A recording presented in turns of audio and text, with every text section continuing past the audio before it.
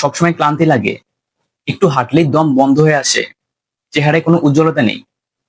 তবে সাবধান, এগুলো হতে পারে রক্ত স্বল্পতার ভয়াবহ লক্ষণ। আজ আমি আপনাদের দেখাবো ঘরের তৈরি একটি শক্তি ড্রিঙ্কস, যা আপনার রক্ত বাড়াবে এবং শরীরে শক্তি আনবে। আসসালামু আলাইকুম, আমি সানাউল্লাহ তানজিল, একজন মেডিকেল স্টুডেন্ট এবং স্বাস্থ্য বিষয়ক কন্টেন্ট ক্রিয়েটর। আপনার স্বাস্থ্য নিয়ে সচেতন করতে আজকের ভিডিওটি।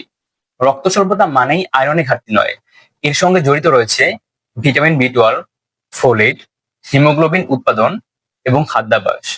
আচ্ছা, রক্ত স্বল্পতা কেন হয়? রক্ত স্বল্পতা তখনই হয় যখন রক্তে হিমোগ্লোবিনের মাত্রা কমে যায়। এর অন্যতম প্রধান কারণ হলো আয়রনের ঘাটতি। তাছাড়া আরো কিছু কারণ রয়েছে, যেমন ভিটামিন বি 12 এবং ফোলেটের ঘাটতি, অতিরিক্ত রক্তক্ষরণ বিশেষ করে মাসিক এবং প্যারাসাইটের কারণে, গর্ভাবস্থা এবং অপুষ্টির কারণে, দীর্ঘমেয়াদী রোগ যেমন ক্রনিক কিডনি ডিজিজ এবং হাইপোথাইরয়েডিজমের কারণে।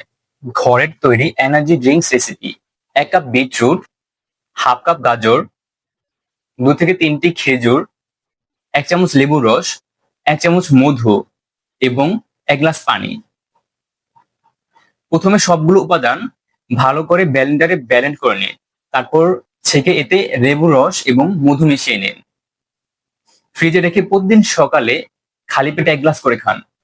বিশেষ টিপস: প্রতিদিন খেলে 2 সপ্তাহের মধ্যে শরীরের পরিবর্তন লক্ষ্য করবেন।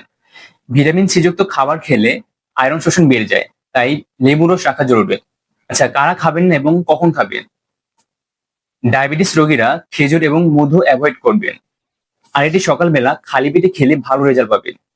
আপনার অথবা আপনার পরিবার পরিজনের কারো যদি রক্তশূন্যতা থেকে থাকে, তাহলে ভিডিওটি শেয়ার করে দিন।